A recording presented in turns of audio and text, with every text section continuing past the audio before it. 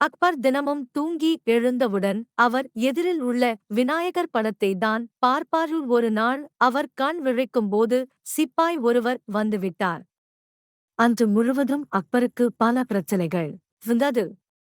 எல்லாம் அந்த சிப்பாய் முகத்தில் விழித்ததால்தான் என்று அந்த சிப்பாயை தூக்கில் போட உத்தரவிட்டார். இந்த விஷயம் பீர்பாலுக்கு தெரிய வந்தது. பீர்பால் மன்னரிடம் ஏன் அவரை தூக்கிலிடப் போகிறீர் என்று கோபமாக கேட்டார்.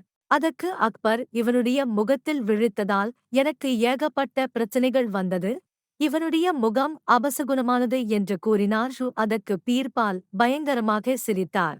ஏன் சிரிக்கிறாய் என்று அக்பர் கோபமாக பீர்பாலை பார்த்து கேட்டார்.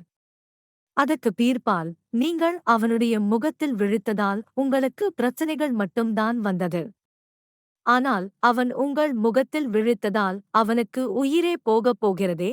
அப்போ யாருடைய முகம் அபசகுனமானது என்று நினைத்து சிரித்தேன் என்றார்.